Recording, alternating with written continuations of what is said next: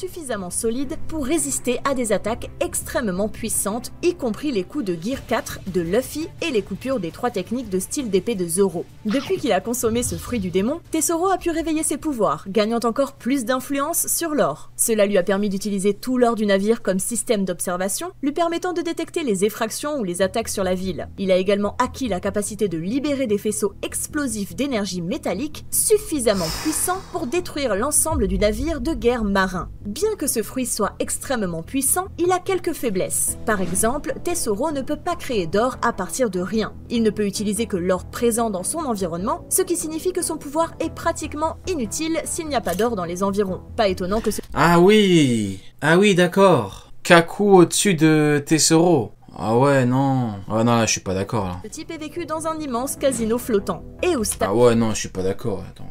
Papou au-dessus de Tesoro, franchement, la girafe, c'est pas une girafe, là. Hein. Là, c'est une girafe millénaire. C'est une girafe qui a des pouvoirs de zinzin. Je crois que même la girafe, elle est pas au courant. Il peut envoyer des rayons laser, il peut t'immobiliser.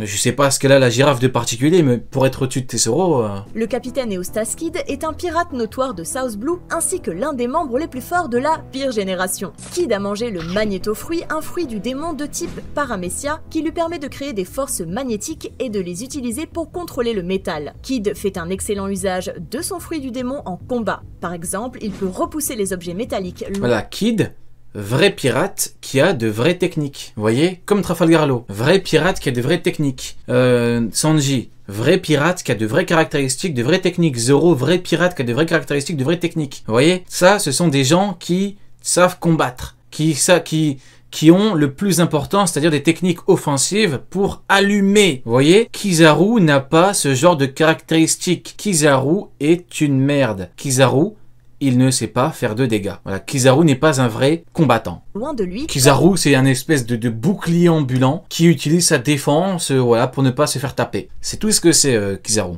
Les boulets de canon ou attirer les objets. Mais Kid, pour revenir à lui, vrai pirate qui a de vraies techniques. Offensivement, il y a des choses à exploiter, ça c'est bien. Proximité et créer des engins mécaniques. Cette capacité le rend également extrêmement puissant contre les... Maintenant, malheureusement, c'est confronté au GOAT. Vous voyez, malheureusement, encore, si il était parti emmerder Mihawk devant la Cross Guild, il aurait pas fini comme ça, en one shot, vous voyez ce que je veux dire? Il aurait même peut-être pu gifler Mid, je n'en sais rien, peut-être. Malheureusement, il part affronter Shanks. Kid, ça doit être un pro mid, il a dû se dire, Mihawk il est plus fort que lui, je peux le tabasser. Mais non, Kid, ça marche pas comme ça.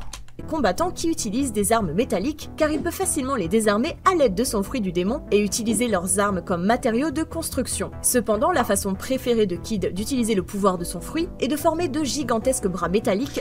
Exactement. Il aurait volé son épée, tout à fait. Il aurait utilisé son pouvoir au maximum d'attraction, il aurait volé son épée. Alors qu'à contrario, il fait ça à Shanks, à Kideroa comme contre Aramaki.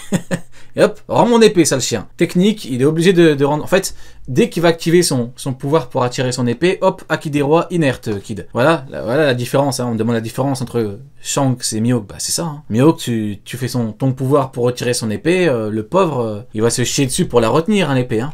Reliés à ses vrais bras et de les utiliser en combat rapproché. Après avoir maîtrisé et réveillé son fruit du démon, Kid... Et il faut pas négliger le pouvoir d'attraction de Kid. Hein. Kid, quand il veut ramener le métal, c'est quelque chose. Hein. A acquis une nouvelle capacité, celle de manifester des propriétés magnétiques sur ses cibles. Cela signifie que si Kid... Voilà, regardez, Kid fait cette technique à Mihawk, quand il y a tout le métal qui part sur lui, finito. Hein. Tu vas le retrouver avec plein de bleu, plein de sang, plein de coupures, les yeux blancs par terre inerte. Hein. Je suis catégorique. Il fait cette technique là quand il y a tout qui part sur lui, mais il en peut plus. Hein. Une personne on dirait que la technique c'est de la merde parce que c'est une technique qui utilise l'environnement, qui est du métal. Tu dis bon, c'est pas... Mais non, parce que c'est pas juste du métal qui part, c'est utiliser... En fait, Kid utilise sa puissance d'attraction. C'est pas juste du métal qui est envoyé. D'une grande quantité de métal, elle sera rapidement écrasée avec une force suffisante pour arracher de grandes structures. Il peut également coller ses adversaires à un élément de l'environnement comme un aimant. Il les immobilise et les rend vulnérables à toutes les attaques. Bien que ces nouvelles capacités soient incroyablement puissantes, Kid n'y est pas encore habitué et ne les utilise qu'en dernier recours lors de combats difficiles. Waouh. Mais pourquoi? Mais non, pourquoi tu mets Kid en B? Mais tu mets pas Kid à côté de Papou, par pitié, quoi. Non, s'il te plaît, je t'en supplie. T'as vu ce que Kid a fait à Big Mom? Mais tu vas pas me dire que Big Mom perd contre Kaku et Doflamingo, enfin s'il te plaît. Les deux battent Big Mom. Big Mom, elle a combattu toute la nuit Kaido pour que pour que cette girafe et Doflamingo la battent. Ah non, c'est bon. C'est pourquoi je ne pense pas pouvoir le placer plus haut que le niveau B. Ah ouais, Trafalgar dit Waterloo. Tout comme Kid, Law est un Ah, c'est mauvais. Je suis désolé, c'est mauvais. capitaine pirate et l'un des membres les plus forts de Ah, la y a rien à en tirer, là, je suis Fédération. désolé. Son fruit du démon s'appelle fruit du bistouri et lui permet de créer un champ de force dans lequel il peut librement modifier n'importe qui ou n'importe quoi. Ce fruit est réputé pour permettre à Law de réaliser des opérations chirurgicales miraculeuses et de guérir des maladies incurables. Il est également connu comme le fruit du démon ultime en raison de son pouvoir unique d'accorder la jeunesse éternelle à une autre personne en échange de sa propre vie. C'est pourquoi le gouvernement mondial est prêt à payer 5 milliards de berries à quiconque lui livrera ce fruit. Outre les capacités médicales du fruit, Law est également très doué pour l'utiliser au combat, que ce soit pour rediriger les attaques qui lui sont adressées ou pour désarmer ses adversaires. De plus, le fruit du bistouri permet à Law de mener des combats à distance puisqu'il peut pratiquement contrôler toute la zone de combat tant que ses pouvoirs sont actifs. Après avoir réussi à éveiller ce fruit, Law est devenu capable de coder des objets avec l'essence de distorsion de l'espace, ce qui lui permet d'augmenter leur taille ou de les faire passer à travers les cibles. Law utilise principalement ses nouveaux pouvoirs avec son épée, Là, j'attends que la chute. libérant de puissants Là, j'écoute, je profite. C'est une très belle description de notre cher ami Trafalgar Law, qui a un très bon fruit, une très belle épée, comme dirait l'autre, so big, so clean, et qui envoie de vraies techniques. Mais bon, là, j'attends quand même. de choc interne sur ses victimes. J'imagine qu'il sera à côté de Kid, et ça, c'est pas bien, quoi. Au bout d'un moment, là, ça s'apparente à du foutage de gueule. Après les avoir transpercés, bien que le Mais fruit regardez, quoi. Regardez ce qu'il fait à Big Mom. Mais vous croyez vraiment que Kaku, il peut les gratiner, Big Mom? Vous croyez que Kaku, il lui fait mal à Big Mom? Kaku Jinbei, on connaît Jinbei, hein. Jinbei, c'est un mec qui frappe fort, il frappe dur. Vous voyez, Jinbei, c'est une vraie baleine, costaud. Vous voyez ce que je veux dire? Des fois, je lui chie dessus parce que je le charrie un petit peu, Jinbei, mais c'est un mec qui tape fort. Il a tapé Big Mom, il lui a rien fait. Il lui a rien fait. On dirait Kizaru qui tape Luffy. Il lui a rien fait. Mais là, au bout d'un moment, regarde l'autre. Qu'est-ce que Kaku va lui faire? démon de l'eau soit Ah sans non. doute l'un des plus puissants de cette liste, je ne peux pas vraiment le classer dans la catégorie S car il n'a pas encore Kaku se pisse dessus devant le Stay or Life. Mais frérot, il va rejoindre ses ancêtres et Big Mom après, elle va choper tous les membres de sa famille. Elle va lui montrer le corps inerte sans vie de Papou. Elle va leur montrer, elle va réunir tout le monde, elle va montrer sa tête à ce chien qui aurait... Non, ouais, j'abuse, c'est bon. À ce chien, j'exagère un peu, en vrai, il a rien fait. utiliser tous ses pouvoirs. Avant d'aborder Oh. Ah ouais. Donc Trafalgar Law, il a un niveau au-dessus de Kid. C'est nouveau, ok. le plus fort J'étais pas au courant. utilisateur de fruits du démon éveillé de cette liste, passons rapidement au Ouais, on va quand même s'arrêter une petite seconde là-dessus. Des fois, je comprends pas comment tu places les personnages. En fait, tu mets... Lui, j'ai dit tout à l'heure, j'ai compris Lucci. Katakuri, ok, normal, vu qu'il n'y a pas d'intermédiaire qui a un éveil de fruits. Ok, Lo, mais Kid, tu le mets à côté. En fait, t'es pas obligé de faire une distinction.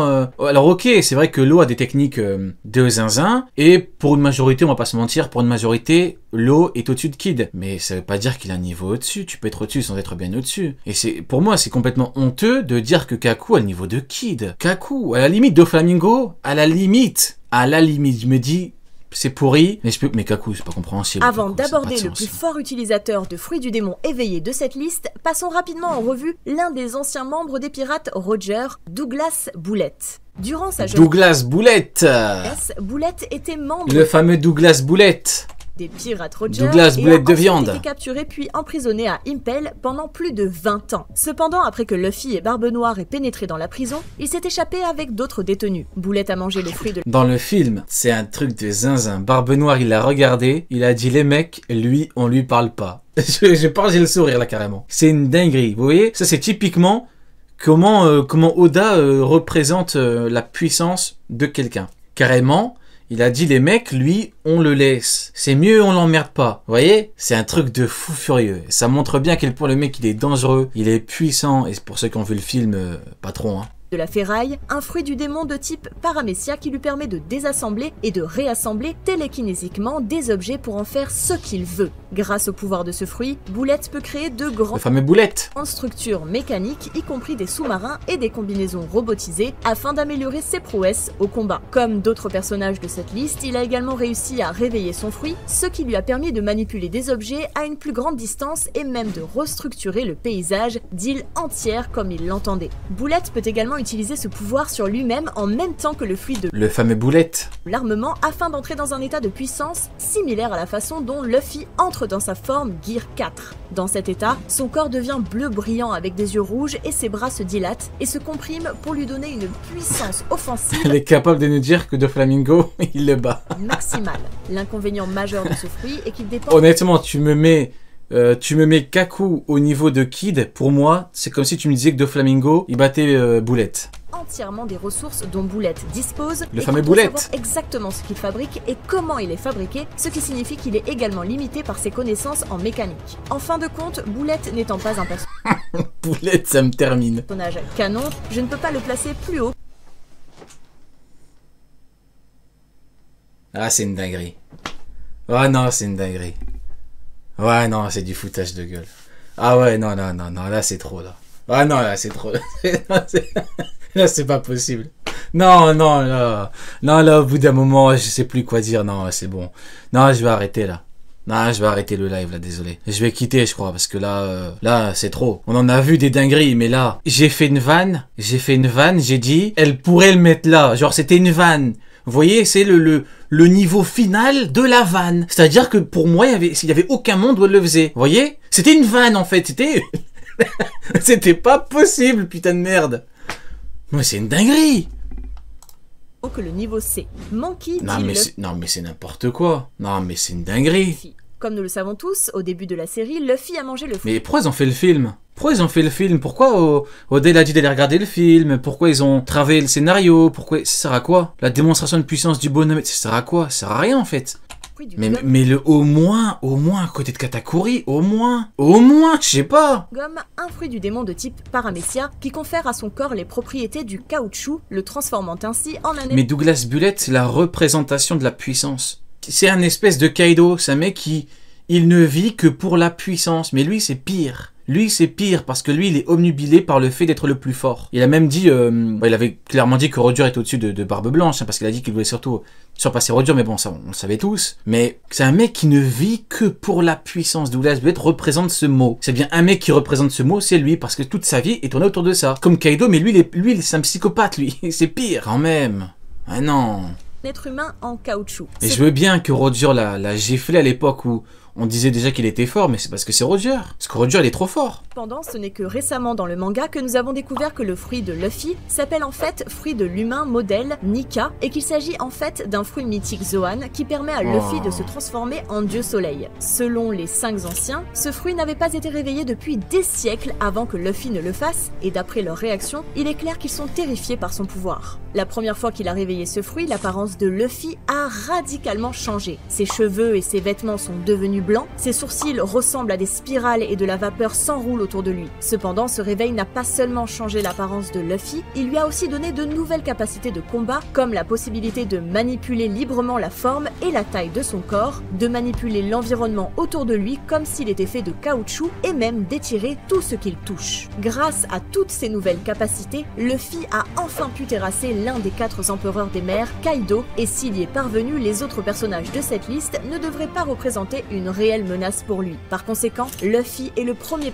Ok, ouais, bon bah écoutez, on va faire un petit bilan rapide, hein. Malheureusement, problématique, très problématique, extrêmement problématique, et là on a atteint le... Déjà pour lui là, pour Tesoro, je vous avais dit que c'était bizarre, je vous avais dit que ça puait un petit peu, mais là on a atteint quand même un niveau de foutage de gueule, c'est n'importe quoi, hein.